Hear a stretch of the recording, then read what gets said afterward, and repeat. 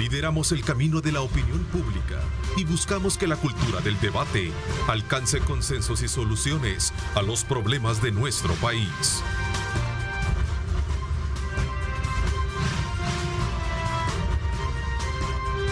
Diálogo con Ernesto López.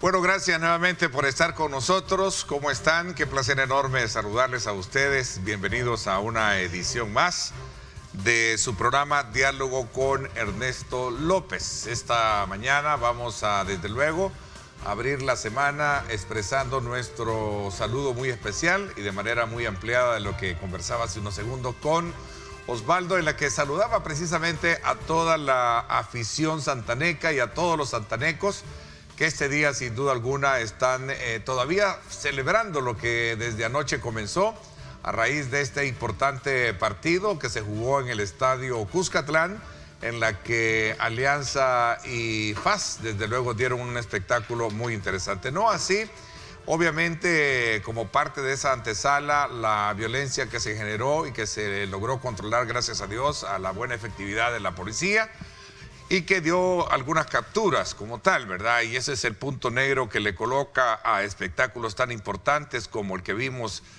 con este partido, y que pues ojalá que sea motivo de mucha reflexión para sus dirigentes, para todos los encargados de la organización, para poder de alguna manera recrear toda la tranquilidad que debe de tener un evento de esta naturaleza, para que también todos los padres de familia tengamos a bien llevar a nuestros hijos a ver este interesante partido. Fue un partido, no dicen digno para los que padecen de problemas cardíacos, así es que sin duda alguna eso fue lo que vivimos. Vaya pues entonces nuestro saludo muy especial a todos los santanecos y por supuesto también a los aliancistas, que la Alianza también dio lo que tenía que dar.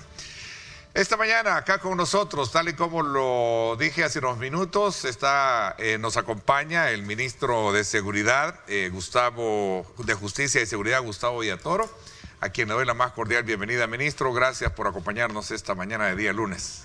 Hola Ernesto, buenos días a todos. Un placer estar aquí contigo. Muchísimas gracias. Me imagino, ministro, que usted estuvo atento de dos importantes eventos. El surfing, ¿verdad? Que también está muy interesante ver esa participación de países en la competencia de esos surfistas y sobre todo también de la buena organización que hay ahí en esa parte del torneo, aunque se generaron ciertas, digamos, polémicas alrededor del tema de la seguridad y el cierre de unos negocios, y también, sin duda alguna, el tema del estadio Cuscatlán, que fue un espectáculo muy bonito, ¿no? Sí, efectivamente. Ernesto, tal como tú lo mencionas, el día de ayer pues tuvimos dos eventos. Uno que, como ya sabemos, es de talla mundial y que pues a nosotros como Ministerio de Justicia y Seguridad, en conjunto con la policía, el ejército, viceministerio de Transporte, etcétera, etcétera, nos toca pues coordinar los diferentes anillos de seguridad y naturalmente el anillo 1, que es donde se desarrolla el evento, y el anillo 2, que es el próximo cercano, pues nos tocan aplicar protocolos para un evento de talla mundial y que pues ha generado algún tipo de polémica ahí con los restauranteros. Pero ya se aclaró que están abiertos los negocios, ¿verdad? Sí, para que puedan asistir los turistas. Los negocios están abiertos, Ernesto. Aquí el tema son esos protocolos, ¿verdad? Tenemos que verificar a ciertas horas, ¿verdad? Porque naturalmente pues tenemos que darle todo el entorno a estos deportistas. Pero gracias a Dios, pues, mediante el diálogo y todo ya se logró coordinar. Ok, sin embargo, vengámonos al Cuscatlán. Minutos antes de este evento deportivo hubo muchos desórdenes, algo muy lamentable. Gracias a la buena intervención de la policía se logró controlar esta situación, ministro. Sí, al final, pues, es parte de muchas enseñanzas que nos deja, sobre todo, no tanto al tema de seguridad propiamente dicho, sino a los organizadores. En este caso, pues nosotros estábamos colaborando con toda la federación y un errorcito logístico de parte de ellos, pues nos involucra en, en estos problemas.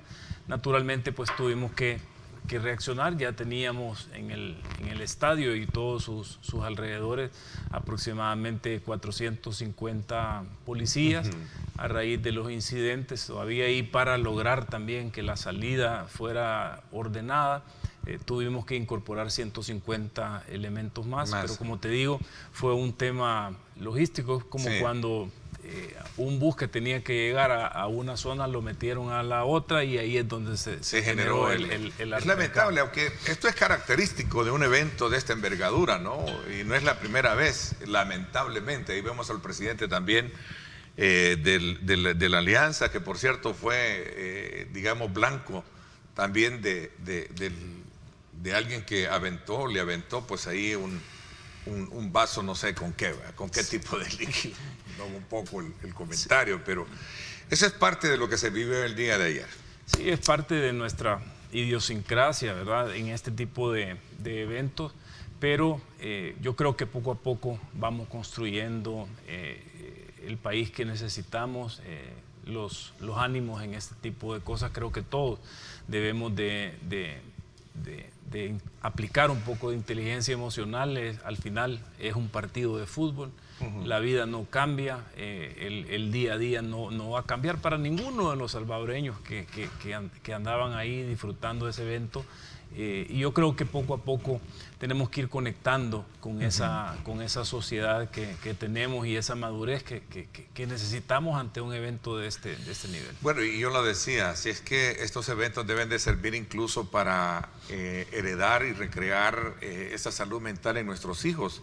Pero con esos cuadros así de esa naturaleza es bien difícil poder, un padre de familia, de poderlo llevar. Yo en el caso muy en particular tengo uno que me hubiese gustado llevarlo, pero ya sabía que íbamos a tener ese tipo de resultados, lamentablemente. Pero bueno, ministro, estamos a las puertas de poder conmemorar un año más del ejercicio de gobierno, y por supuesto la política de seguridad es un eje fundamental, si lo queremos ver desde el punto de vista de políticas públicas, y que permiten de alguna manera medir los alcances que podrá haber tenido de atención de parte del Ejecutivo a uno de los más grandes problemas que por años en el país ha venido dándole atención. Tenemos un plan del control territorial, que es una de las estrategias que se plantean número uno dentro del gobierno, y que ahora en este nuevo horizonte legislativo desde luego se percibe que se va a tener mayor apoyo a partir de tener una bancada mayoritaria. Sí, bueno, efectivamente vamos a 2 años ya de gobierno. Naturalmente en el ambiente de justicia y seguridad, pues comandar por parte del presidente es el plan control territorial, que como ya lo hemos dicho, es un plan que dista mucho y difiere mucho de los planes en los 30 años anteriores, porque no solo es un componente represivo, sino que también es un componente de oportunidades, un componente de reinserción social. Estamos llegando en la parte de oportunidades a las comunidades. No solo es el cubo, el símbolo, sino que también toda la inversión estatal que va detrás de un cubo relacionado a educación, a salud, a obras municipales, para crearles realmente y poder rescatar a estos jóvenes y poder darles otras oportunidades, y también ese componente de reinserción, que es lo que hemos estado viendo en el último año, ¿verdad? El tema de oportunidades en las comunidades y reinserción en materia de centros penales es lo que tú has estado viendo, y todos hemos tenido la oportunidad de ver todo este trabajo que andan haciendo los privados de libertad ya en fase de confianza, remodelando puestos de policía, remodelando todo el apoyo que nos dieron en toda la parte crítica de la pandemia para remodelar hospitales, para mejorar condiciones en algunos hospitales, en algunas unidades de salud. Hemos estado también recientemente, en los últimos meses, apoyando el tema del Ministerio de Educación con las escuelas. Andamos en la campaña de abatización también a nivel, fumigación y abatización a nivel nacional. Pero como te digo, Ernesto, es parte de todo eso. Recordémonos que en materia de seguridad veníamos de cifras de 30 homicidios diarios. Esto nos daba arriba de los 50 homicidios cada 100.000 habitantes. Ahora estamos entre 19 y 20 homicidios cada 100.000 habitantes. Y estas son las tasas, las reducciones que se han tenido, que ha sido a raíz de todas esas políticas públicas para hacer eficiente el patrullaje comunitario, el despliegue en el territorio de nuestra policía y el ejército, porque hay que decirlo así, son dos instituciones que se han integrado para poder aportarle al Plan Control Territorial. Y a raíz de esa reducción es que también el mundo pone los ojos en el país. Muchas embajadas y algunos países amigos nos han preguntado sobre el Plan Control Territorial. Pues nosotros estamos en la mejor disposición de poder apoyarles o compartir esas buenas experiencias, pero sí no debemos de perder de vista nunca de dónde venimos, a pesar de que son 2 años en materia de seguridad. Es poco tiempo, si lo quieres ver así. Sin embargo, es esa energía y ese día a día, supervisión día a día, es la que nos permitió poder tener estas reducciones, que naturalmente empatan con el tema de volver a tomar el control sobre las cárceles. Imagínate qué importante.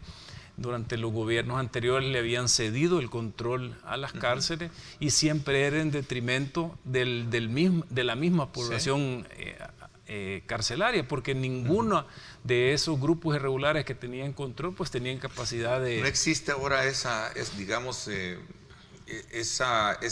modelo de accionar que se decía que la delincuencia operaba directamente de la cárcel? No. ¿Se ha logrado controlar? Totalmente, Ernesto.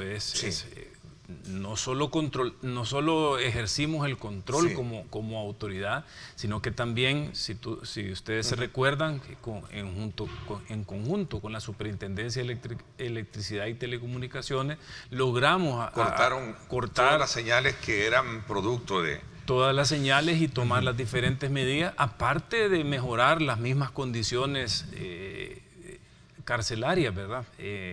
A tal grado de poder reducir al máximo el hacinamiento. Todavía seguimos con inversiones en Mariona. Estamos ya haciendo las carpetas para construir otro centro penitenciario que pretendemos que albergue más de 10.000 personas para poder cerrar todos aquellos penales pequeños que tenemos adentro de cabeceras departamentales, adentro de comunidades, y poder convertir estos centros penales en centros de oportunidades, en focos es otro modelo de administración. ¿A cambio de qué? Podría preguntarse cualquier televidente. ¿No ha habido ningún tipo de, digamos, de negociaciones que le permitan decir, miren, ayúdenos a bajar la criminalidad y vamos a ser más digamos, flexibles a la hora de establecer medidas al interior de estos lugares? No, Ernesto, tú sabes, siempre hay como una agenda de algunos medios y algunos periodistas de querer decir que detrás de esto existe algo oscuro por ahí. Sinceramente no existe algo como eso. Lo que sí tenemos es una aplicación y un rescate también, entender que los privados de libertad, pues de alguna manera pues, tenemos que aplicarles programas para reinsertarlos en las comunidades. Y no por invento de ustedes, la ley lo establece. Lo que estamos haciendo justamente es saldar esa deuda histórica que se tenía, a pesar de que era ley. Ningún gobierno había metido mano a entrarle en serio al tema del respeto a los derechos humanos dentro de las cárceles, hacer este tipo de inversión, mejoras sanitarias también, porque tienen atención de salud, y que precisamente por eso es que desde la semana pasada nosotros hemos estado en un traslado de internos que algunos de ellos ya estaban hasta condenados y estaban en Bartolinas policiales donde no tienen condiciones. Entonces, toda esta semana pasada, por ejemplo, estuvimos brindándole atención médica a muchos de ellos que tenían enfermedades de la piel y que ahora, gracias a que ya están dentro de un modelo penitenciario, de un concepto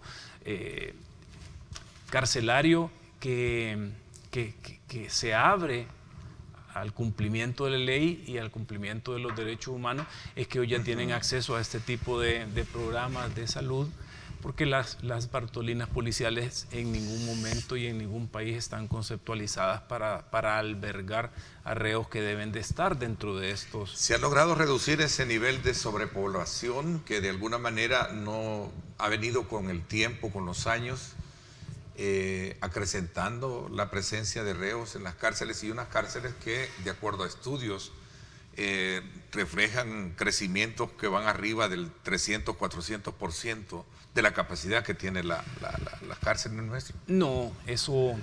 ¿Cómo está esa situación? Sí. Que, por cierto, hay algunas dudas sobre el tema. Ahí lo veíamos parte de la titularidad de un matutino. ¿Cómo está eso, ministro? Sí, el nivel de hacinamiento que tenemos ahorita es del 8%. Con la inversión que se está haciendo en Mariona, que nos va a permitir generar 2.000 nuevas cárceles, nuevos espacios, como dicen en penales, vamos a lograr todavía reducir aún más. Ya no están aquellos niveles que se tenían antes, y estamos, como te digo, el 8% que todavía está dentro de los márgenes de las mejores prácticas internacionales en materia de derechos humanos y hacinamiento.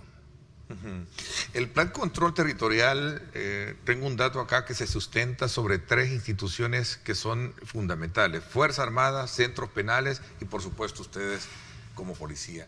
¿Cómo se está trabajando de manera certera bajo esa lógica de poder controlar esta situación? Porque cualquiera puede preguntarse esta mañana, bien, por lo que se está haciendo desde el punto de vista de la política de atender el tema de la violencia, pero ¿qué hay de esos hechos todavía aislados que tenemos, de algunos asesinatos, de algunas muertes, ministro? Sí, el concepto del Plan Control Territorial, como ustedes saben, es algo comandado por el presidente Nayib Bukele, donde estas 3 instituciones estamos en el día a día revisando los índices de algunos municipios, tomando medidas en conjunto para paliar esos incrementos. Naturalmente, como siempre lo decimos, y el mismo presidente Nayib Bukele lo menciona, en materia de seguridad pues siempre hace falta, ¿verdad? Pero vamos en la ruta correcta. Lo que se trata ahora con esta nueva visión del concepto del Plan Control Territorial es decir, bueno, logramos bajar a un promedio de 3.6, 3.7 homicidios diarios. Entonces es el momento de aplicar ya las técnicas para que cualquier delito que se cometa en contra de la integridad física de una persona, en este caso homicidio, tenga por parte de todas las instituciones del Estado un mensaje claro, poder sacarlo de la comunidad, procesarlo y condenarlo. Esto es como lo que se dice, revertir esas tasas de impunidad. De lo contrario, implicaría seguir creciendo en el número de despliegue de policías en el territorio, ejército en el territorio, que no quiere decir que no se va a hacer. Seguimos, como tú sabes, este compromiso del presidente también.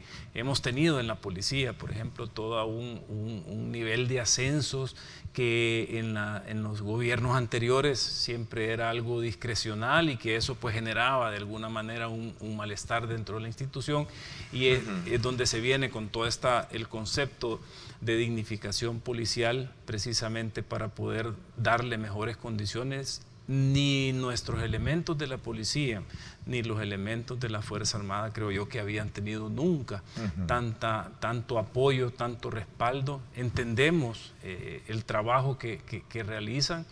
desde el Ejecutivo, y naturalmente pues nos corresponde a nosotros ir con todo este tipo de medidas, no solo en lo económico, sino también en las mejoras de las condiciones en las que desempeñan su trabajo, pero también es el tema de darle la oportunidad de los ascensos. Esto ha sido... Es un tema...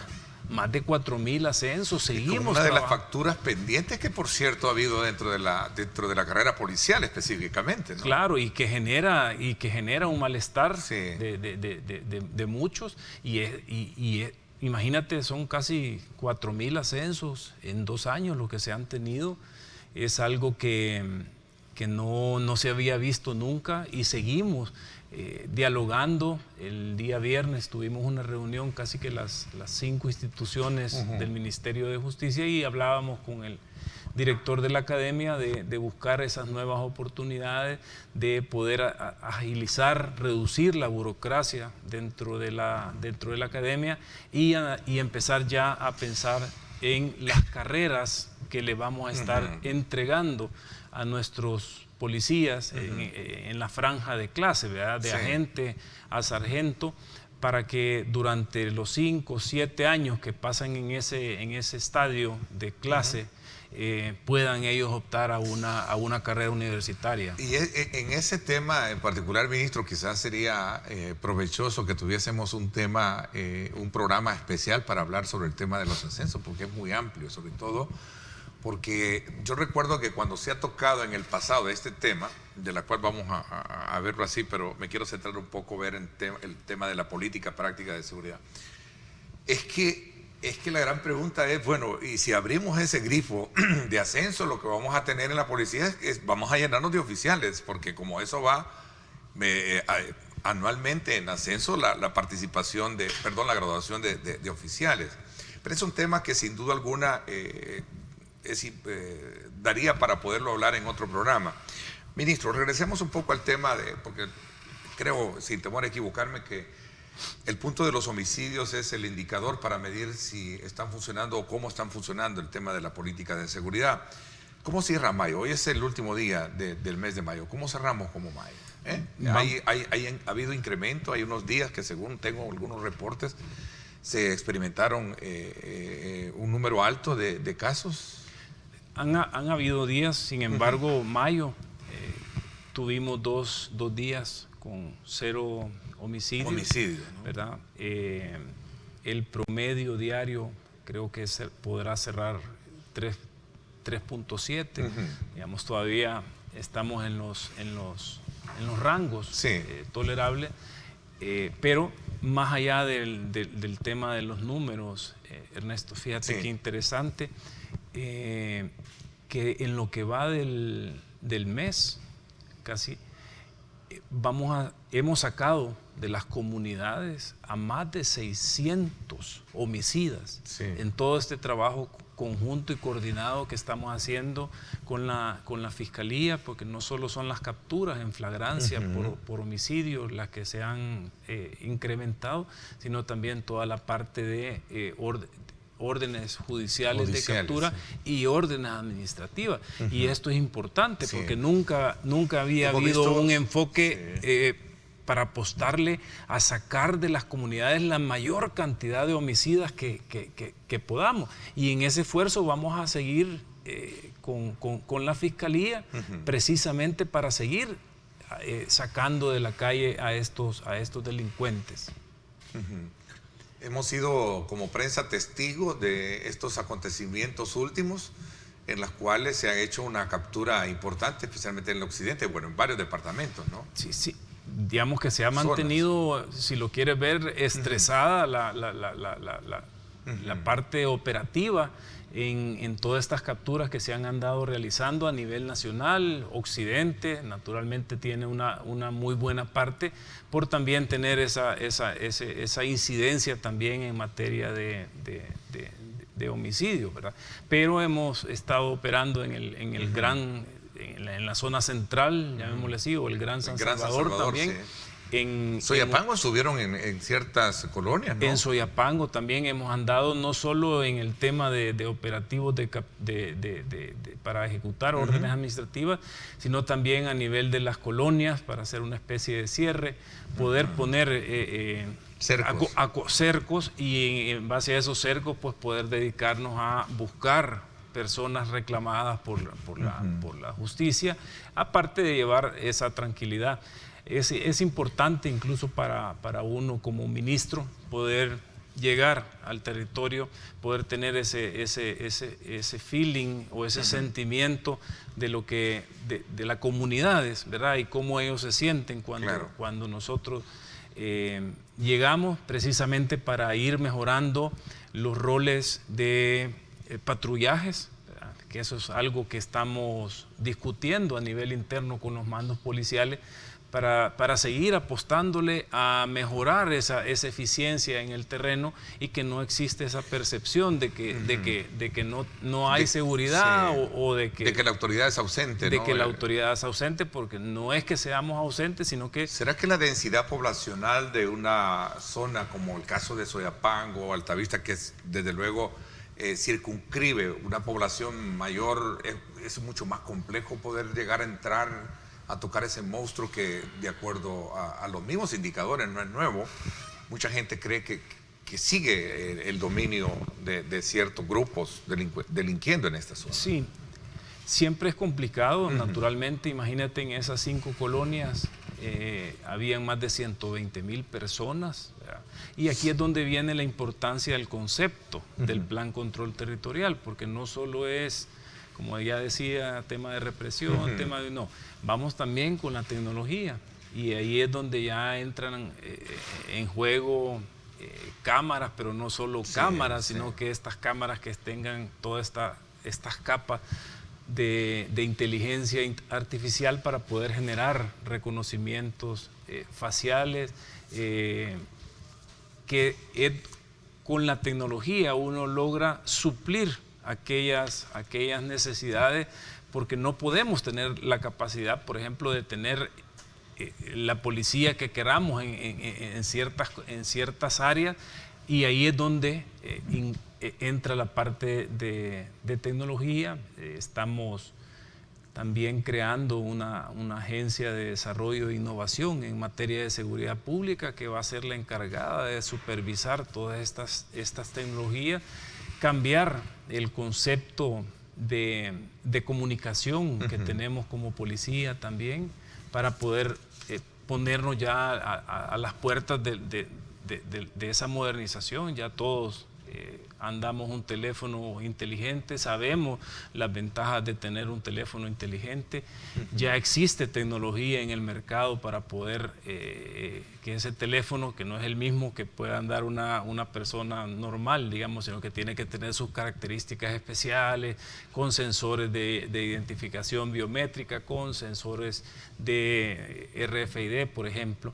Entonces, hacia esta agencia es la que se va a encargar de hacer ese tránsito, ¿verdad? De ir de un modelo de radio de PTT a pasar a un modelo de dispositivos inteligentes que nos permitan mejorar nuestro despliegue en el territorio, ¿verdad? Actualmente las patrullas las estamos coordinando desde un puesto central por radio, se les ordena que se desplieguen a tal y tal lado, ¿verdad? La tecnología ya nos va a permitir que no exista un radio operador, sino que nosotros el sistema pueda acudir al lugar donde se le está llamando de una forma... A dos años de gobierno, ministro, ¿satisfecho con lo que se está haciendo ahorita en materia de seguridad? Bastante satisfecho, Ernesto. En materia de seguridad hemos hecho bastante en tan poco tiempo. Sin embargo, recordemos que venimos de 30 años de olvido, donde las políticas no eran precisamente para llevar tranquilidad a las comunidades, sino para poder hacer justicia selectiva en algunos casos, para poder hurtar o robar lo más que se podía de las arcas públicas, pero nunca se entregaron realmente a la población. Y esto lo que dice es, bueno, cuando tú tienes un gabinete enfocado en su quehacer, que es mejorar la seguridad de los salvadoreños, entonces los resultados se dan. Esto no, el trabajo arduo, dicen, y esto opera para cualquier cosa, el tesón, la dedicación, pues eso tiene resultados, y es lo que estamos viviendo todavía, que no quiere decir que nos falta más en materia de seguridad. Yo lo he dicho, no es un ministerio para andar celebrando. Aquí vamos mejorando, pero continuamente tenemos que seguir, porque el día de mañana vamos a haber resuelto grandemente el problema de los homicidios, pero van a empezar a salir otras manifestaciones y vamos a tener que seguir enfrentando el fenómeno. Hay dos aspectos que quiero aprovechar en lo que resta del tiempo que viene por delante, ministro, de hablar del tema de los desaparecidos y el tema de los desplazamientos, sobre todo porque en el manejo del tema pues hay muchas aristas, ¿no?, que están ahí sobre la mesa. Me gustaría hablar y de otro elemento importante, que para poder impulsar estas políticas se necesita de los recursos económicos, del financiamiento. ¿Cuál es la opinión que tiene usted con relación a la decisión de uno de los actores que mucho ha apoyado el tema de la seguridad, que es el fondo de la USAID, que en su momento, pues ahora a raíz de toda esta situación que se ha generado a partir del 1 de mayo, pues han dicho que no van a trabajar precisamente con instituciones como la Fiscalía, Policía y otras instituciones? Me gustaría conocer su opinión al respecto y hablar también de estos otros elementos en el marco de lo que significa el segundo año de gobierno del presidente Nayib Bukele, que por cierto ya confirmado está, el día de mañana se apersona, como es costumbre todos los años, dar un informe a la nación. Él estará en horas de la tarde-noche, entiendo, en lo que se llevará a cabo la sesión solemne en la que estará dando su informe a la nación y dando a conocer sus aciertos y los grandes desafíos que tiene como país. Vamos a la pausa, son las 7:01, imágenes desde el sector de Los Chorros para que usted tenga de primera mano cómo está el tráfico a esta hora de la mañana, y que Dios mediante sea resuelto de acuerdo a la misma visión que llevan autoridades de obras públicas, ya con la aprobación de los empréstitos para la construcción del viaducto que va a permitir la facilitación del tráfico por esta importante arteria de salida y ingreso hacia el sector de la capital. Pausa y regresamos con más.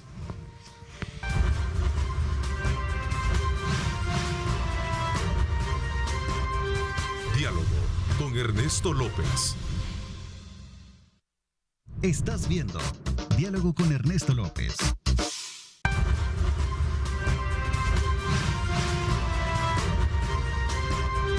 Diálogo con Ernesto López.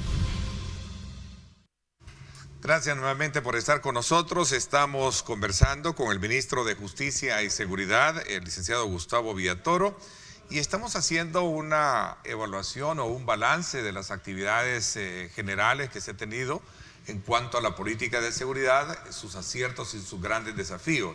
Hemos hecho un repaso por conocer el tema del plan control territorial, que ha venido teniendo a la base una diferenciación de lo que se ha venido haciendo en las apuestas anteriores de gobierno, y los resultados, de acuerdo a la parte oficial, pues ahí están, ¿verdad?, con una reducción importante de homicidios y sobre todo también del accionar delincuencial.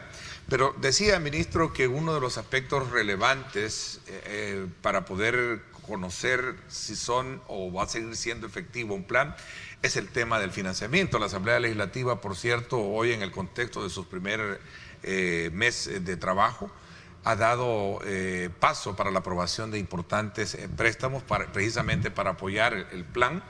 Pero por otro lado también está la cooperación, y le decía cuál es su opinión en cuanto a esta decisión del gobierno estadounidense a través de sus agencias de no continuar con el apoyo y la ayuda para instituciones importantes en esta materia como la que usted representa. Sí, yo creo que ya con esta nueva asamblea, justamente en los primeros días de ellos tomar control de la asamblea, logramos tener el financiamiento de la fase 2 y la fase 3 que la Asamblea anterior nos había negado. Son 91 millones para la fase 2.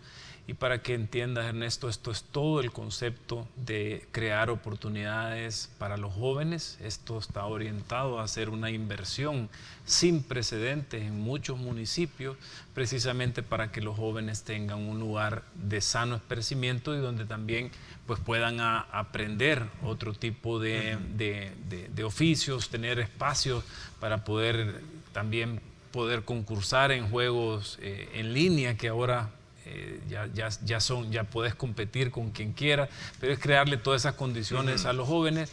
Son 109 millones para todo el equipamiento y modernización de la Policía Nacional Civil. Vienen conceptos también de salud, ¿verdad? Que se engloban dentro de esta inversión. La semana pasada teníamos reuniones con la directora del Seguro Social y su staff precisamente para lograr tener el apoyo de ellos en estas inversiones que se van a hacer para poder contar con un hospital policial para poder darle atención de primer nivel a nuestros policías. No obstante, dentro de esta dignificación de la carrera policial, del quehacer policial, pues ya todos los policías y el personal administrativo cuentan con un seguro médico privado para precisamente que puedan recibir una atención dignificar especializada. ese rol de la policía es importante, ¿no? Son los que se exponen y necesitan. Y también atender el tema de la mano dura contra aquellos malos, que no son todos, ¿verdad?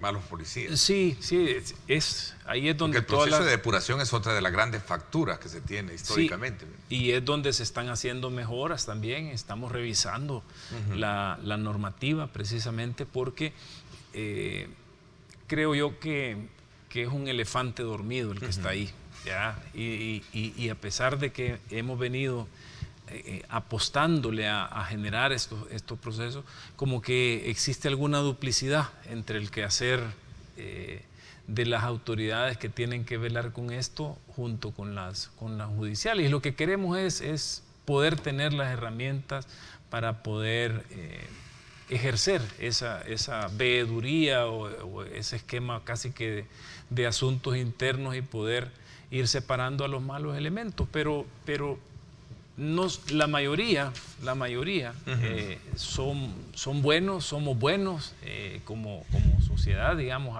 siempre hay más buenos que malos, y de lo que se trata es en generarle las condiciones para que todos en una línea plana podamos tener buenos servicios y naturalmente que estas instancias que se dedican a depurar pues vayan separando los malos elementos. ¿Y qué impacto va a tener esto de la USAID de recortar la ayuda a la PNC y trasladarla a organizaciones civiles, ministro? Pues fíjate que el tema del apoyo del USAID hacia la policía estaba relacionado en temas de consultoría, para revisión, en el marco, por ejemplo, del tema de víctimas, del tema de género, algunas iniciativas o consultorías relacionadas a reformas legales del quehacer policial, etcétera, etcétera.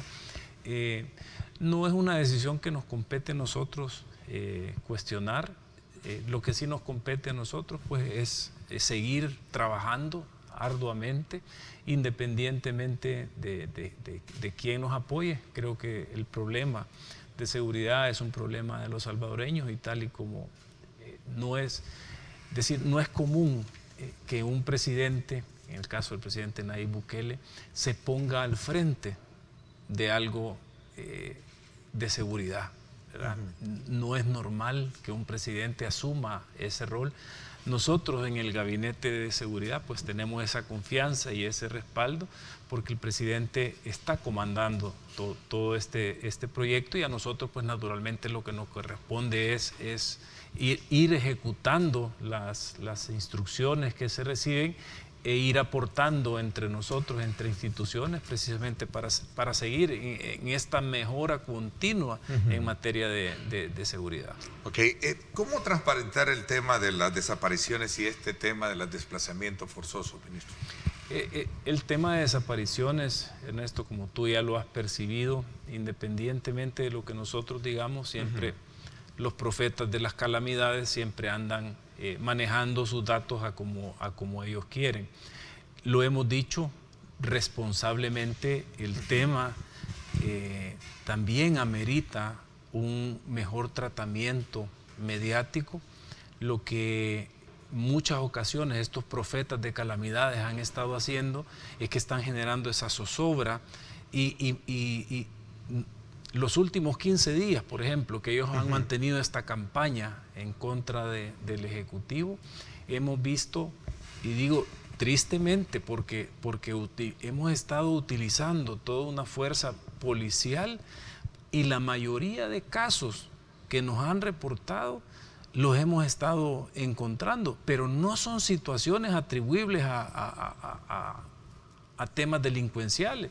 La mayoría se han ido porque se quieren ir de su compañero de vida, porque en la casa no les ponen atención, porque la abuela no le gustaba cómo la cuidaba y se fueron con otra persona, otro que vino y que se había ido, era un padre ausente. Comportamientos, digamos, imagínate paralelos a ese tema. Es que ese es el tema, que hay diferentes aristas y es aquí donde estos profetas de la calamidad han encontrado la oportunidad para hacer para ¿No empezar se puede decir que el caso de Chalchuapa es, digamos, una versión certera de lo que muchos piensan de que los crímenes o los homicidios se guardan bajo la alfombra? Es que, por eso digo, Ernesto, si de lo que se trata no es de callar, no es de manipular, no. De lo que se trata es que podamos enfrentar el fenómeno. Pero imagínate qué curioso, toda esta campaña de mal manejada de desaparecido se ha traducido en que nosotros hemos estado trabajando, vino un padre ausente y pone la denuncia para ubicar a su hija porque no la había visto, pero la hija estaba con la mamá. Pero ¿cuánto utilizamos nosotros de recursos policial para hacer todo ese montón de... Usted pidió que no se hicieran publicaciones de personas desaparecidas hasta no tener la certeza que lo es. No, lo que yo pedí, y lo digo siempre, es que las redes sociales no son lugar para poner denuncias, ¿ya? Entonces, claro, los profetas de calamidades dicen que no hay que, claro, que sí, pero haga lo que tiene que hacer primero, es acercarse a un puesto policial o a una sede de la Fiscalía General de la República e interponer su denuncia para activar los protocolos. No estamos diciendo que ellos pueden hacer los comentarios que quieran en las redes sociales, sin embargo, desgraciadamente lo primero que hacen es activar las redes sociales y el tema no es por nosotros, no es por ellos, Ernesto, es que de verdad están fregando psicológicamente a sus hijos y a sus hijas, ¿verdad? Porque las niñas, los jóvenes están apareciendo, pero ya con una gran exposición a nivel de redes sociales. Precisamente por el mal manejo que se está haciendo de este tema. Tenemos que enfrentarlo con responsabilidad. Responsablemente, ¿qué hemos hecho? Hablar con la Fiscalía, hablar con Medicina Legal y decir, mira, hagamos un equipo tripartito, ya no Fiscalía por un lado, Policía por otro y Medicina Legal por otro. Yo estoy seguro que si logramos tener protocolo, un solo protocolo para el tratamiento de esto, una base unificada para el tratamiento de esto, las cosas van a mejorar. Lo que muchas veces estos han tratado de confundir es en el tema de las denuncias, ¿verdad? Y dicen, bueno, ¿y por qué la Fiscalía tiene más denuncias que la policía? Naturalmente, creo yo que es esa falencia y esa falta de coordinación y trabajo en conjunto lo que se presta para eso. Pero encima de todo, tenemos denuncias, la Fiscalía, si yo llego a interponer una denuncia y decir que tengo este y este desaparecido, a las 72 horas la persona regresa al hogar, yo ya no voy a la fiscalía a decir que mi ser querido ya lo encontré. Entonces, ¿qué pasa? Ese montón de denuncias quedan en el sistema, cuando ya no son casos que deberían de estar activos. ¿De 10 cuántos podrían ser para tomar un parámetro? Un gran porcentaje aparecen y los encontramos. Otro porcentaje, lo que validamos con los países vecinos, es que hay una migración irregular. Esta ley de desaparecidos que estaba en la comisión y que se mandó al archivo, ¿servía para eso o no servía? ¿O es necesario tener un barómetro de esa naturaleza, no sé si barómetro o algo que me contabilice y me dé, digamos, la certeza a través de un protocolo? Porque entiendo que esa es la parte esencial de todo esto. Sí, es que el protocolo existen, ¿ya? Lo que pasa es que nosotros como policía tenemos nuestro protocolo, la fiscalía tiene su protocolo, medicina legal también, porque llegan muchos avisos ahí también a medicina legal, y de lo que se trata ahora es tener un solo protocolo, ¿verdad? Y poder utilizar toda esa capacidad de investigación en aquellos casos que lo ameritan. Imagínate que es un sentimiento bastante duro para las familias. De hecho, nosotros estamos analizando otras posibilidades también para poder darle tranquilidad a todas esas familias. Pero hemos estado estas últimas 2 semanas entregando y ubicando una gran cantidad de personas desaparecidas. Entonces, pero lo que queda claro es que todo este comportamiento es una manipulación malintencionada de algunos medios, y no estoy responsabilizando. El fenómeno existe, ¿ya? El fenómeno lo estamos encarando, lo tenemos que resolver paralelo al tema de... Cuestiona el manejo y la forma en cómo se interpreta esto. Eso es lo que cuestiona. Eso es lo que se cuestiona. El tiempo se me está agotando. Brevemente, hay un esfuerzo por controlar la violencia y que debe de verse de otra manera, y especialmente regional.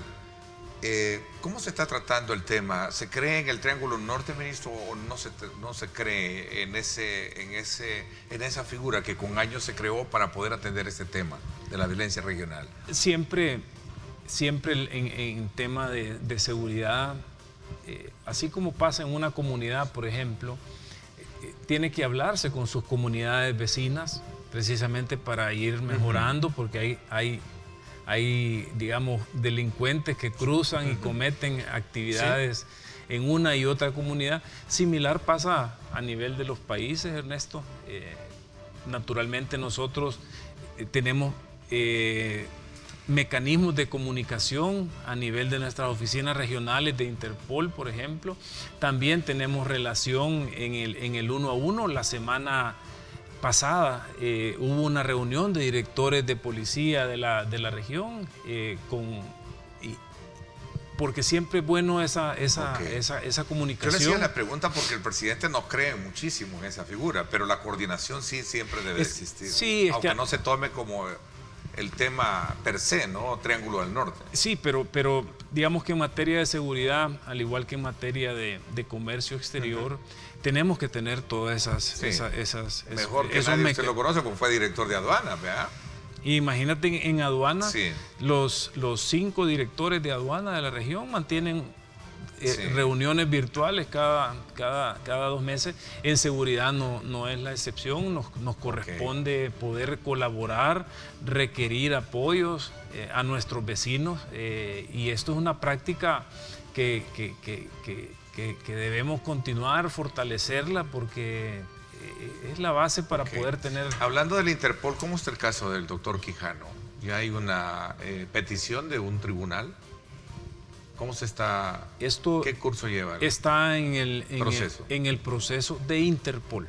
Ya no es un proceso nuestro, ya nosotros como país, como regional de Interpol, ya hicimos el requerimiento y estamos a la espera. Ya eso está en otra área entonces. Ya está fuera de nuestra competencia. Antes de finalizar, ¿por qué hay tanto hermetismo y secretismo, dicen algunos, en el tema de Chalchuapa, ministro? No es ningún tipo de hermetismo ni secretismo, Ernesto. Lo que pasa que detrás de las exhumaciones hay protocolos científicos que se deben de seguir.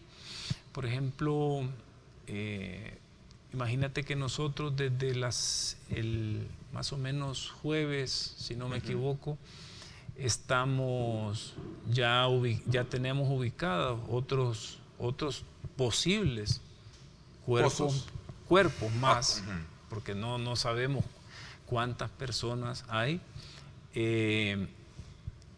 y estamos ya en esta fase, en el muestreo de los familiares contra el muestreo del trabajo que ya hace Medicina Legal con los restos de las personas encontradas este ahí. valor de criterio, perdón, este término de criterio que la Fiscalía le dio a él, ¿está dando resultados para poder llegar más allá de donde se puede ver el caso, ministro? No, Ernesto, y te quiero aclarar, no se le ha dado criterio de oportunidad por los delitos que él cometió, ¿ya? Es una figura que hay ahí en la ley que si yo quiero que él sirva para declarar en contra de los demás que le encargaban o que le llevaba persona muerta, entonces la figura para convertir una confesión judicial en declaración para que me sirva para elemento probatorio contra los otros es el criterio, hace ese cambio, pero es para esos casos donde él no cometió. En todos los que nosotros tenemos y toda la evidencia que estamos encontrando, ahorita como mínimo son 100 años, pero te aseguro que vamos a romper el récord de condena en años con esta persona. Bueno, ministro, me quedo con el sabor a seguir conversando con usted. Quiero reconocerle que la apertura que usted tiene para conversar de esos y otros temas y, por supuesto, hablar de los aciertos, como lo hemos hecho, de la política de seguridad que ha impulsado el gobierno actual frente a ese desafío que históricamente este país ha tenido de regresar precisamente al tema de el control de territorios y lograr esa paz que tanto deseamos. Le agradezco muchísimo que me haya acompañado esta mañana de día lunes. Gracias, Ernesto, y buenos días para todos. Es un gusto estar Le agradezco muchísimo. Vamos de inmediato a la segunda parte del programa. Les invito a que se queden con nosotros y nos acompañen. Vamos a seguir haciendo análisis pertinente con relación al tema de la seguridad en el país.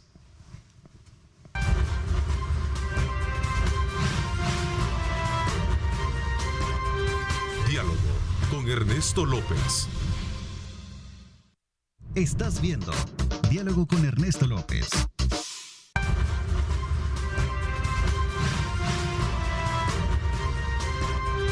Diálogo con Ernesto López. Una vez más llega Coaspae Innova 2021. Participa y gana. Por depósitos a plazo de $10,000 recibe un cupón para la rifa de una camioneta Mercedes-Benz GLB 200. Coaspae DRL, tu familia financiera. Bueno, voy a aprovechar como siempre darles esta buena noticia para que usted tenga la oportunidad de ganarse un vehículo Mercedes-Benz, camioneta GL, que le va a permitir a ustedes, desde luego, poder tener esa oportunidad de, vamos a ver, tenemos acá que se nos ha abierto la, vamos a ver, participe y gane con Coaspae Innova por depósitos a plazo fijo por $10,000 más $100 en aportación. Usted se recibe este vehículo del cual le hablaba, Mercedes-Benz GLB 200, y también la otra noticia es que por $100 y $100 más en aportación a través de un ahorro programado, usted recibe otro cupón para participar en la rifa de un vehículo tipo sedán Mercedes-Benz A180. Ahí tiene dos grandes oportunidades para usted participar precisamente en esta rifa que nos proporciona Coaspae Innova esta mañana. Así es que desde ya hágalo. Bueno, como les decía, vamos a la segunda parte del programa y vamos a darle seguimiento al tema que veníamos conversando en la primera parte con el ministro de Justicia y Seguridad. Y ahora quiero presentarles a los maestros William Rebollo y Walter Iraeta. Ambos trabajan dentro del Observatorio de Políticas Públicas administrado por la Facultad de Ciencias Jurídicas de la Universidad Francisco Gavidia. Así es que esta mañana vamos a conocer un recién estudio sobre la violencia en El Salvador que desarrolló esta universidad. Quiero darles la más cordial bienvenida. A ver, comienzo con saludando a William Rebollo. Bienvenido, maestro. Buenos días, mucho gusto estar compartiendo con usted y con la audiencia esta mañana. Pues venimos a presentarles los resultados de un estudio sobre un mapeo de violencia social en El Salvador que arroja datos muy interesantes y sobre todo una nueva perspectiva, algo que tiene de novedoso es esa visión con un enfoque territorial. Qué interesante también. Maestro Walter Iraeta, gracias por acompañarnos. Muchísimas gracias por la cordial bienvenida. Es un gusto estar con ustedes y precisamente compartir los principales resultados obtenidos de este estudio, que es un aporte de la academia a la sociedad. Muchas gracias. Es interesante verlo cómo desde la academia también se puede percibir o estudiar este fenómeno, de la cual incluso hablaba con el ministro, sobre el desarrollo de la política pública del gobierno en el marco de estos 2 años que están por cumplirse, ¿verdad?, el día de mañana de gestión, y donde el tema del plan control territorial ha sido un eje fundamental para poder atender este fenómeno que por años hemos tenido. Cuéntenos un poquito más de este estudio, qué características tiene y con qué indicadores parte para hablar de los números que vamos a conocer esta mañana. Muy bien, sí, este estudio, como mencionaba introduciendo, es un estudio que apunta a hacer un enfoque territorial. En este caso, tradicionalmente hemos analizado los hechos de violencia a manera de números absolutos, es decir, a manera global por departamento, por municipio. Y en este estudio lo que proponemos es un enfoque que permita impulsar políticas públicas focalizadas e innovadoras a nivel territorial. En este caso, hemos planteado nosotros una comparación de los municipios utilizando indicadores para darle seguimiento a hechos de violencia, entre los cuales tenemos los homicidios, violaciones sexuales, robos, hurtos, extorsiones y secuestros. Entonces, en este caso lo hacemos nosotros aplicando tasas que nos permiten comparar, en este caso, los hechos o las incidencias de violencia a nivel municipal, y se utilizan tasas por cantidad de habitantes, en este caso por 100.000 habitantes. Esto lo que nos da es un enfoque diferente en el sentido de que vemos los hechos de violencia en atención o en relación a la población total de un municipio. Entonces, esto nos permite pues, verificar realmente cómo se están generando estos actos de violencia o hechos de violencia a nivel municipal, y de esta manera nos permite también generar políticas públicas focalizadas en estos municipios. ¿Qué quiere decir esto? Por ejemplo, podemos nosotros tener un municipio que tiene muy poca población, pero al comparar el nivel de delitos efectuados, por ejemplo, en el caso de homicidios, en un municipio con muy poca población, pero una gran cantidad de homicidios en relación a la población, entonces nos da una perspectiva diferente de cómo abordar y ver el fenómeno. A ver, gracias. Voy a tratar la manera de hilvanar 2 aspectos relevantes que tienen que ver con con el sustento de estas cifras. ¿Cómo se logra recabar esta información paralelo a lo que se cree que no existe mucho acceso para poder determinar realmente qué pasa con este fenómeno en el país? Sí, hay que comentar acá, y es un aspecto muy importante a nivel metodológico, que es importante trabajar con datos oficiales en este caso. Entonces, sí hay realmente acceso a información. Toda la información que tenemos es oficial, ya sea de la Policía Nacional Civil, de la Fiscalía General de la República, eso en el caso de los delitos. Ahora, en cuanto a los denominadores, que son la población, trabajamos con datos oficiales de la Dirección General de Estadísticas y Censos. Entonces, hemos tenido realmente acceso a la mayoría de los datos, incluyendo desaparecidos. Esto es importante mencionarlo, ha habido bastante apertura y precisamente eso es lo que le da una mayor calidad y confiabilidad a los datos que estamos presentando. Para comentar de manera muy puntual, las tasas de homicidios, por ejemplo, tomamos datos de homicidios registrados institucionalmente entre la población, en este caso de acuerdo con la Dirección General de Estadísticas y Censos. Y lo que hicimos fue un recorrido de básicamente entre 9 y 10 años. Por ejemplo, ¿cuál es la tendencia entre 2011 y el 2019 o hasta el 20 en algunos casos? Entonces, esto es lo que nos arroja... esta gráfica para poder describirla y ubicar mejor. Quizá podemos ver la anterior en la que están los homicidios porque es muy esclarecedora. Fíjense bien, lo que tenemos en el transcurso del 2011 al 2020, 10 años, es que hubo 36.363 personas fallecidas por violencia homicida. El 90% de esos homicidios fueron contra hombres y el 10% restante contra mujeres. Esto nos da una caracterización del homicidio en el país. El 75% de todos los homicidios que ocurrieron en este periodo fue con armas de fuego. Así que a la hora de analizar precisamente la problemática de la violencia, es importante colocarle un rostro, sí, como usualmente se suele hacer cuando se analizan estas problemáticas, pero los actores involucrados vemos que va más allá de las pandillas, porque hay un tema de armas de fuego también implícito en esta problemática, y es importante también analizarlo. Vemos que el año 2015, de toda esta década, fue el año más violento prácticamente en la historia de El Salvador. Fue una tasa de 103 por cada 100.000 habitantes. Ya de por sí, hablar de una tasa de 10 por cada 100.000 se considera una cuestión epidémica. Estamos muy por encima de ese umbral. Pero lo que vemos también es que la tasa de homicidios de hombres siempre es muy superior.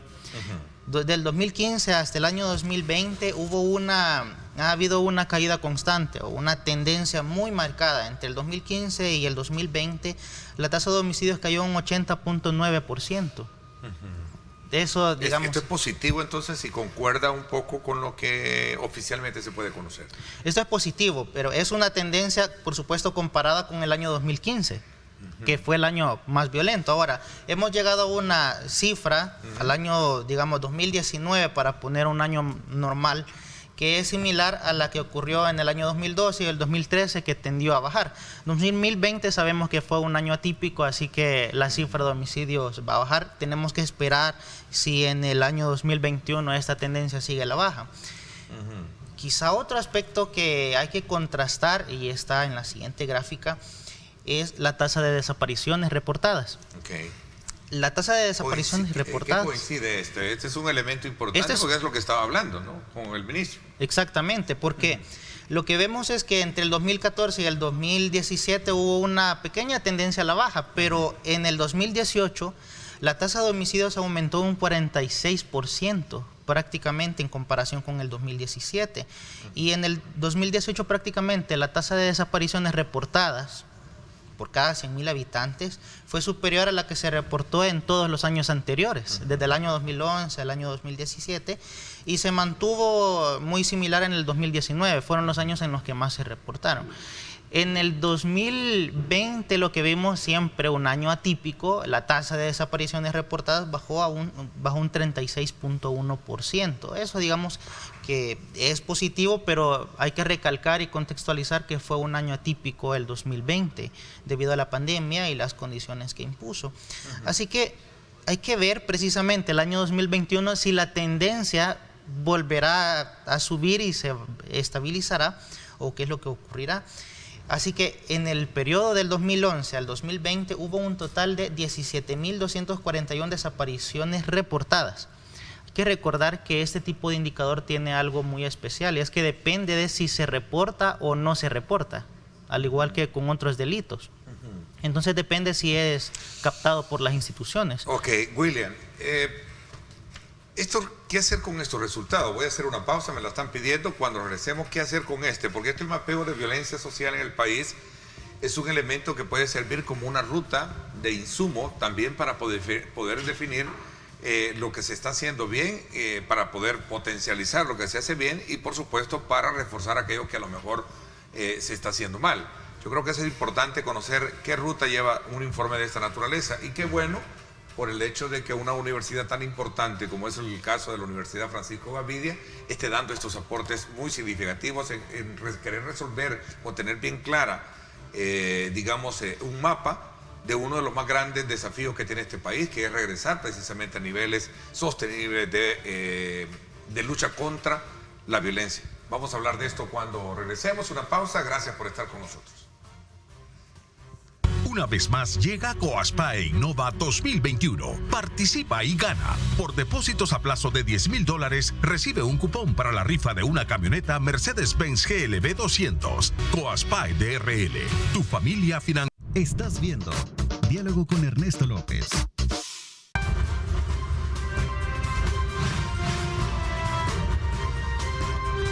Diálogo con Ernesto López. Bueno, gracias nuevamente por estar con nosotros. Continuamos conversando con William Rebollo y Walter Iraeta. Ambos son investigadores del Observatorio de Políticas Públicas de la Universidad Francisco Gavidia y de la Facultad de Ciencias Jurídicas. Esta mañana, en el contexto de la iniciación de la semana, en la que hemos querido, desde luego, examinar uno de los principales ejes de la política de seguridad, y como complemento, hoy estamos conociendo este informe que ellos han dado a conocer precisamente desde varios ángulos de la parte social, la parte de políticas y por supuesto también desde el área académica. A ver, William, decía de que ¿cuál es la ruta de un estudio de esta naturaleza a seguir? Sí. De acuerdo, sí, en este caso este estudio nos permite primeramente tener una visión diferente de cómo abordar el fenómeno de la violencia social en el país. Por ejemplo, continuando con el tema de homicidios, cuando se habla de homicidios en el imaginario colectivo, pues primeramente pensamos en municipios muy tradicionales que lo vemos en los medios, hablamos de San Salvador, Soyapango, municipios vinculados en el conglomerado de la zona metropolitana. Pero al ver la violencia social o los hechos de violencia desde esta perspectiva en tasas en relación a la población de cada municipio, pues nos arroja unos elementos muy interesantes. Por ejemplo, podemos ver que los 3 municipios con mayores tasas de violencia, en este caso de homicidios, son municipios que generalmente no se mencionan. Por ejemplo, tenemos que los 3 primeros son Erehuayquín, con una tasa de 115 homicidios por cada 100,000 habitantes. Tenemos también Concepción Batres, con una tasa de 114 homicidios por cada 100,000 habitantes, y Tenancingo. Entonces vemos que son municipios que normalmente no se mencionan. Pero al ver la cantidad de hechos de violencia social que se generan en relación a la población de esos municipios, vemos que es bastante alta la violencia. Entonces, ese es el primer valor que genera este estudio, la perspectiva con el abordaje. Otra utilidad que tiene, precisamente la ruta a seguir a partir de este tipo de estudios, es algo que también nosotros hemos realizado desde el Observatorio de Políticas Públicas y que próximamente también les estaremos presentando los resultados de ese estudio. Esto nos permitió identificar con ese enfoque cuáles eran los municipios que presentaban mayores tasas de violencia social, y a partir de ello hicimos una selección, una muestra de aquellos municipios con mayores tasas de violencia social y aquellos con los que tenían las menores tasas. Esto nos permitió, pues seleccionando estos municipios, hacer ya una investigación en el campo de tipo cualitativo, en el cual abordamos a actores claves para poder entrevistarlos y de esa manera poder identificar qué es lo que hace que en un municipio hayan tasas más altas de violencia y qué es lo que hace que en otros municipios hayan menores tasas de violencia social. Entonces vemos como a partir de un mapeo nos permite visualizar todo el territorio nacional y luego identificar aquellos casos como alerta y aquellos casos que pueden ser un ejemplo y orientarnos en una hoja de ruta de qué hacer para disminuir estos fenómenos de violencia. Este fue presentado a la comunidad académica, pero también a las autoridades. Bueno, previo a lo que fue el intercambio de programas, se le entregó uno aprovechando la presencia del ministro acá saliendo del canal, ¿no? Sí, se le entregó precisamente porque el deber de la academia en este caso es contribuir de alguna forma con investigación, que es una de las grandes funciones de las universidades, y es importante que empecemos a destacar esta función porque es muy importante.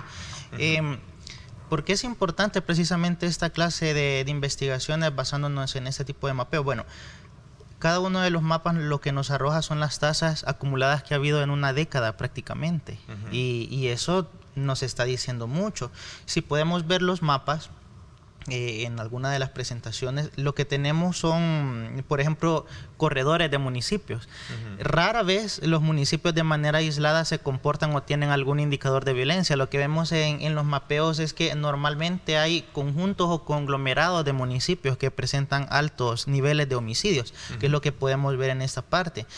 Es raro ver algún municipio que esté aislado, sino que normalmente son conglomerados, digámoslo así, o racimos de municipios. Y lo que vemos es que en la zona norte del país, durante toda esta década, es donde se han mantenido las más bajas tasas de homicidios. Y un dato estadístico muy significativo.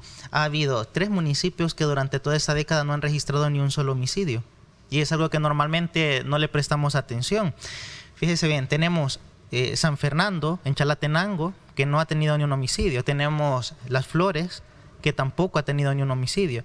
Y en Morazán tenemos El Rosario, que tampoco ha tenido. Y a esto hay que prestarle mucha atención, porque ¿qué es lo que caracteriza a estos municipios como para que no registren homicidios? Y hay muchos mitos al respecto, pero es importante desarrollar investigación. En un futuro esperamos poder compartir los resultados de un estudio que hicimos en el que comparamos estos municipios con otros.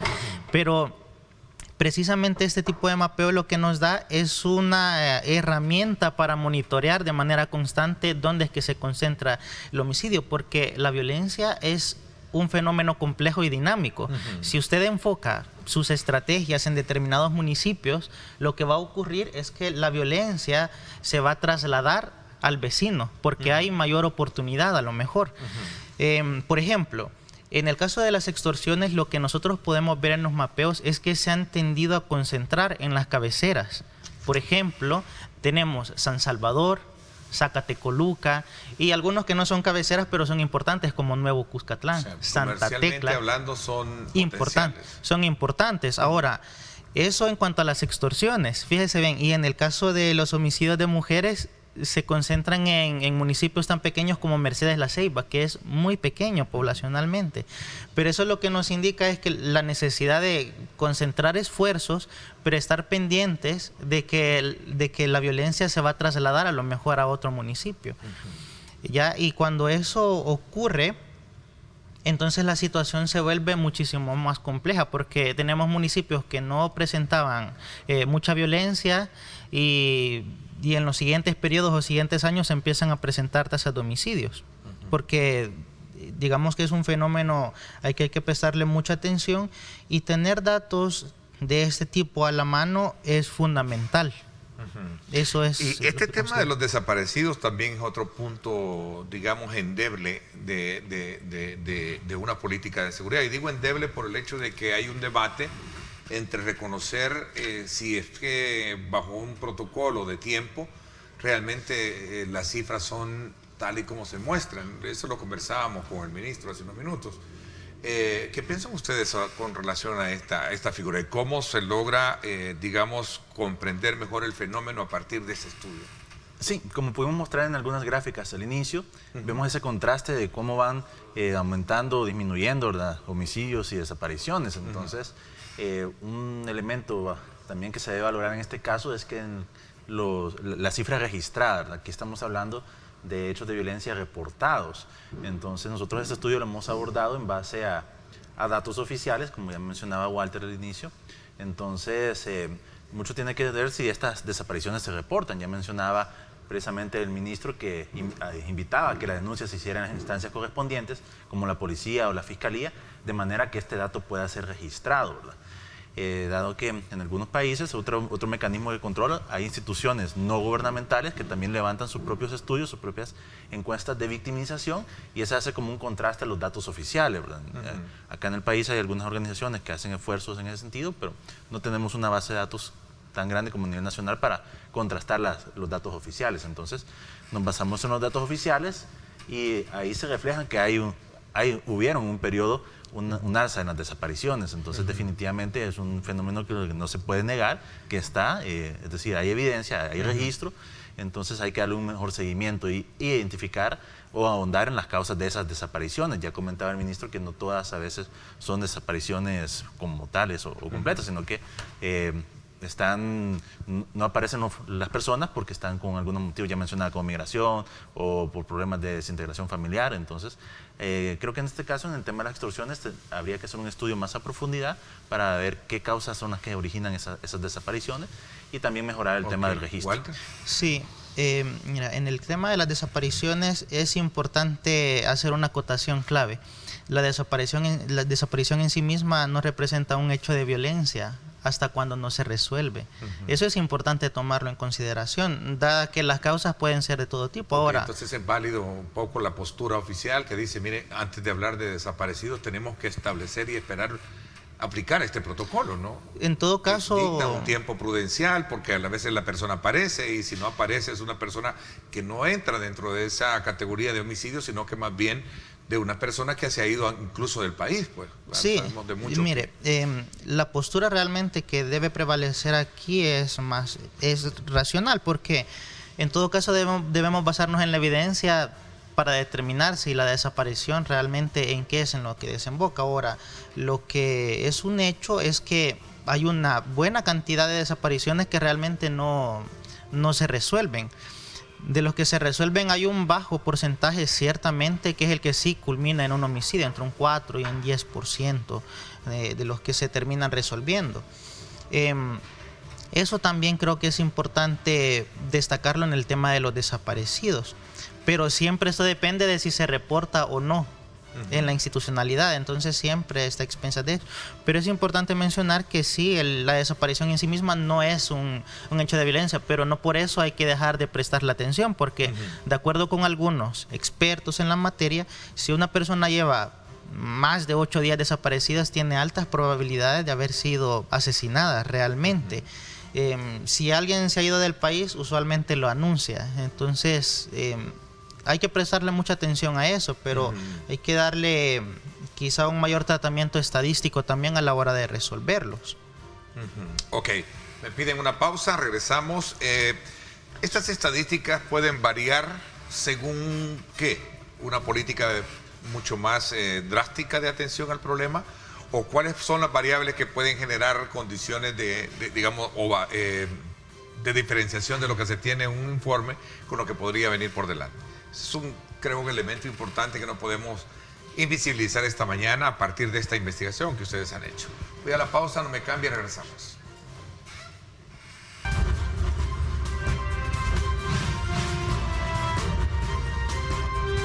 Diálogo con Ernesto López. Estás viendo Diálogo con Ernesto López.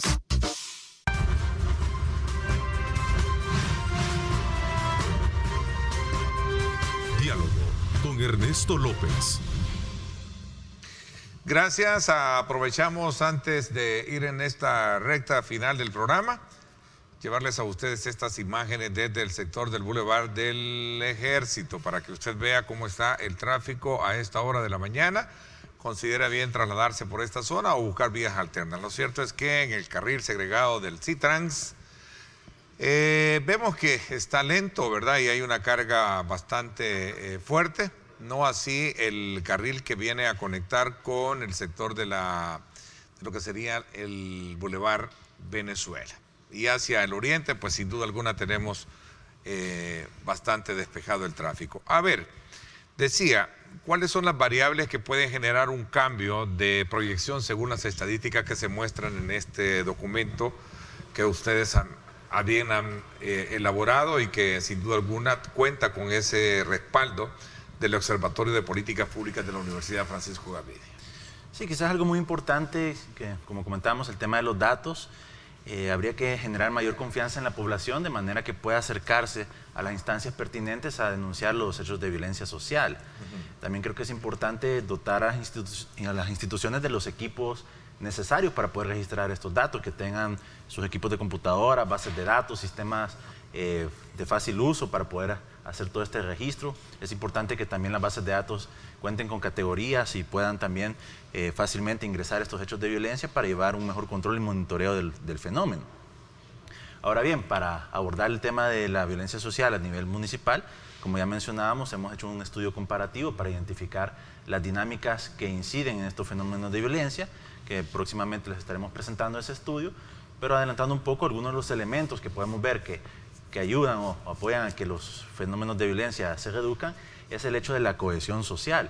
Hemos identificado que en aquellos municipios donde hay menores índices de violencia, hay un mayor tejido social, una mayor estructura de las comunidades en torno a la comunicación y a la misma vivencia que tienen las comunidades. Entonces eso facilita también controlar y disminuir los fenómenos de violencia social.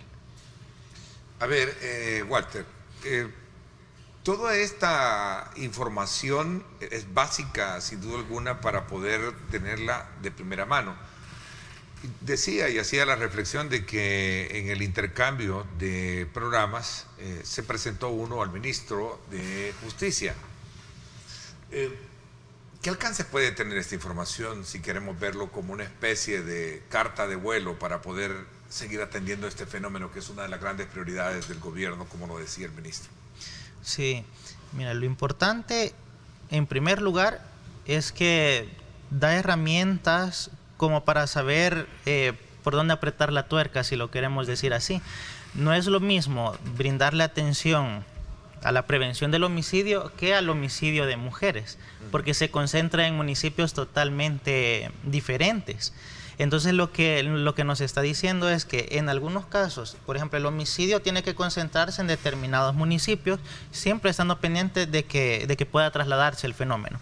Pero nos está diciendo que en el caso de los homicidios de mujeres, por ejemplo, tiene que concentrarse en algunos municipios que usualmente no aparecen en algunas estadísticas. Por ejemplo, el homicidio de mujeres ha tendido a ser mayor durante toda esta década en municipios como Acarán, que está en San Miguel, en Tenancingo, Cuscatlán, en San Matías La Libertad, Ereguayquín, Usulután, que no aparecen usualmente en las tasas generales de homicidios. ¿Para qué sirve precisamente ese tipo de mapeo? Bueno, para saber que hay una concentración en determinados lugares y hay que prestarles especial atención y de manera oportuna. Eso es importante en un primer término. Aquí estoy examinando las redes y nuestros televidentes son de la idea de que en el tema de las desapariciones es una cuestión bien compleja, sobre todo por las modalidades que se han logrado plantear en el debate que hasta este momento se tiene. Quiero agradecerles el que me hayan permitido conocer este mapeo de violencia social en el país en el periodo 2011-2019, partiendo de que son cuántos... prácticamente 10 años de estudios los que se han hecho, es decir, con información para estos 10 años, ¿no? Sí. Y que nos va a permitir, desde luego, ser un insumo importante también para nosotros. Vaya la felicitación para la Universidad Francisco Gavidia, a ustedes que están también, Walter, tú eres el responsable de este documento, y también gracias, William, por acompañarnos esta mañana. Les agradezco que hayan aceptado la invitación. Muchas gracias, pues quedamos a la orden para toda la ciudadanía y también aquellos actores e instituciones que quieran conocer más de este estudio. Pueden solicitarnos el ejemplar digital al correo observatoriopp@ufg.edu.sb. Y igualmente nos ponemos a disposición también de las autoridades, del ministro de Seguridad, para poder profundizar acerca de este estudio y también otros que estamos desarrollando en materia de seguridad. Ok, gracias, Walter. Muchísimas gracias por el espacio. Este es un aporte precisamente de la academia que tratamos de impulsar precisamente mediante la investigación, que sirva para resolver o abordar algunas problemáticas sociales importantes como esta. Muchísimas gracias. Bueno, gracias a ustedes. Queremos, desde luego, como siempre, agradecerles el acompañamiento hacia nuestro programa. Sin duda alguna, esta semana, en el marco del segundo aniversario de gobierno del presidente Nayib Bukele, vamos a examinar aspectos muy puntuales de la política pública y, por supuesto, también la voz que tiene la sociedad civil frente a estos análisis. Vamos desde luego, despidiéndonos. Gracias, pásenla bien y, como siempre, recuerden lo más importante: amar a Dios sobre todas las cosas. Lideramos el camino de la opinión pública y buscamos que la cultura del debate alcance consensos y soluciones a los problemas de nuestro país.